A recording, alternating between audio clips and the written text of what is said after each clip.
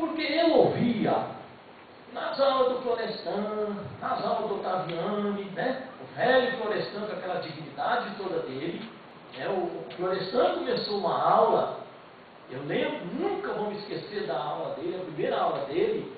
Ele apresentou-se, né? Ele ficou de pé lá na frente e disse assim: eu sou o professor Florestan Fernandes, né? Socialista da causa revolucionária.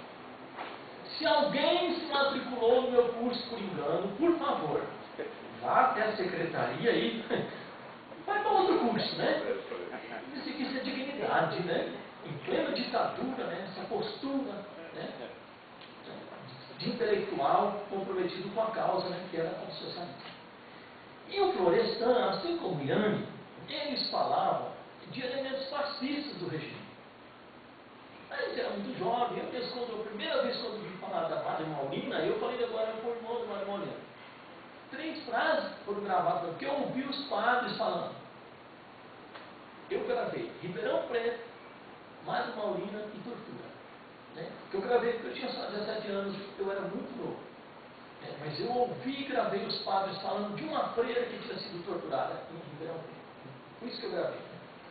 Então, ao Florestan, ele falava das características fascistas do regime. A gente é estudantada. Sempre achavam assim que, mas será que o velho Florestan também não está forçando as coisas aí, né? 30 anos depois, né? Eu diria sem medo de errar, né? O Estado brasileiro, é óbvio, não na sua totalidade, a academia fala em autoritário, mas que os órgãos de repressão tiveram uma característica fascista. A pesquisa minha indica isso. Tá? Aí esse documento, por que ele é importante? Ele é importante porque eles estão falando em arregimentar a sociedade civil para a espionagem.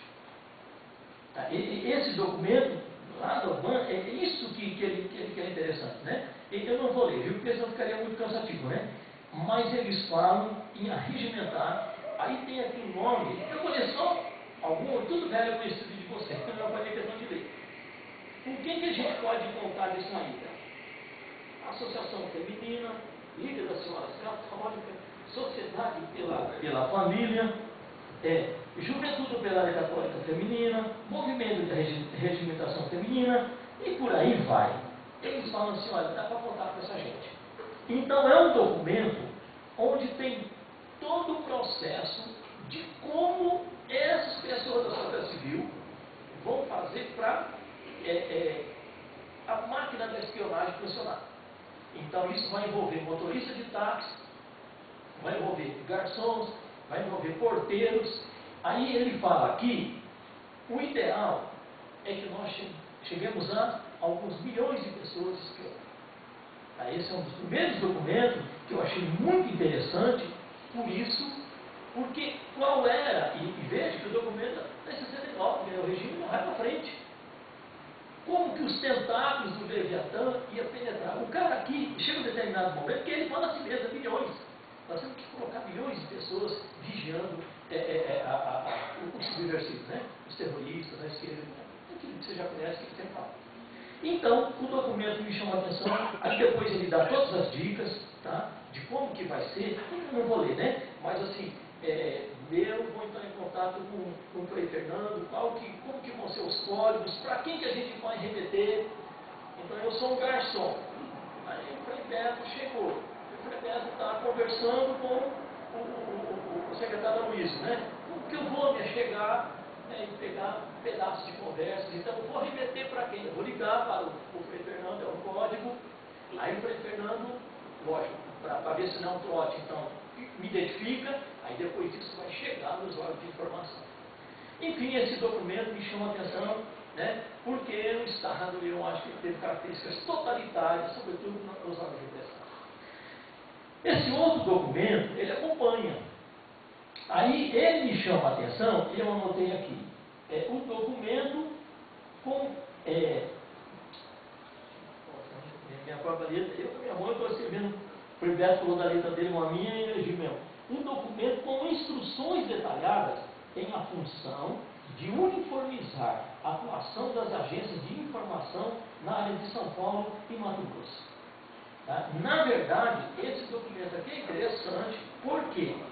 Porque eu conversei com um ex-aluno que trabalhou na aeronáutica. Ele era um novinho, né? Hoje, jovem, na época ele era novo. E a gente conversando, ele falou assim, queria mostrar um documento para o senhor, Aí ele falou, isso aqui é um curso que eu fiz quando eu estava em Brasília, Quando ele me mostrou o documento, eu conheço, né? Eu conheço. Um documento de 69, ele fez o curso em Brasília, agora em pleno período já democrático. Pleno período aqui, a data do que ele fez o curso, era depois dos anos 80, já era período democrático. O documento está inteirinho lá. Ou seja, o que me leva a crer que ainda hoje os órgãos de informação têm exatamente o documento da Votorantim. Não faz nada. A classificação das informações, porque no momento tem uma ficha aqui que eles classificam, né? Eles classificam as informações. Tudo igualzinho. Eu disse assim para ele, o documento não é esse. Eu já tinha, né? Eu tinha lá o arquivo, logicamente. Enfim, algumas coisas que vai chamando a atenção, né? Será que a máquina de repressão foi desmontada, né? Isso é só por curiosidade. Esse outro documento, aí eu já estou me aproximando já da igreja. É um documento, ele é interessante por quê? Porque eles resolvem dizer quem que é a igreja progressista. Detalhe, esse documento é de 68. Esse documento que eu tenho na mão aqui é de setembro de 68, tem mais de um ano. É de um ano do que aconteceu com os americanos. E nesse documento, eles já estão falando, olha, quem que é o clero progressista? O clero progressista é isso, é aquilo, outro. Eu não vou ler que eles são detalhados, né? Não, eu dizer que aquelas coisas que vocês já sabem já. Só que aí, uma coisa chama a atenção. Aonde que está o foco da subversão? É um documento de 68. Está longe, um ano antes da história do Preguiça. Da história do Preguiça. Ele diz assim, olha, os focos da subversão em São Paulo estão. Ele fala de Osasco, ele fala da ABC, eles têm um ódio mortal ao Dom Jorge Marcos. Até depois eu vou citar um fato interessante que eu li lá de Dom Jorge Marcos. Dominicanos. Eu vou ler. Os outros eu não vou ler, eu vou ler só o dominicano. O convento dos dominicanos, a Rua Caembi, é um verdadeiro centro de operação dos padres progressistas, destacando-se entre eles Frei Chico, cujas conferências pronunciadas nessa capital foram verdadeiras reuniões subversivas. Nós estamos em 68. Muito longe. E depois que aconteceu a prisão dos três, você podia dizer, desencadeou. Nada. O que me leva a crer, e detalhe, não só por esse documento, pelos outros, eles já estão na cola dos dominicanos há muito tempo. Estão acompanhando. Tanto que tem um aqui que assim, é uma barata, porque acho que eu falei, Chico, ele foi chamado a depor, e ele conta mentirada com o povo da repressão, né? O Frei Chico sabia que já sabia de tudo.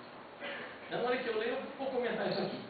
Aí, esse documento que eu vou passar, isso aqui é só por curiosidade de vocês. Eu lembro, o Frei Orgulho nunca falou que os cursinhos eram revolucionários. E olha que o razão do Frei Orgulho, que eu saiba, eu não perdi uma. Agora eu não perdi uma. Pelo contrário, sempre nós entendemos que os cursinhos eram um movimento conservador. Esse documento, ele diz assim, eu vou ler um trechinho só do documento para vocês. Um trechinho do documento, que é sobre o cursivo. Vista em seu conjunto, a técnica cursivista constitui uma verdadeira lavagem de cérebro. O objetivo dessa técnica parece consistir em apresentar às suas vítimas o quadro de uma religião católica renovada, que pactua com todas as formas de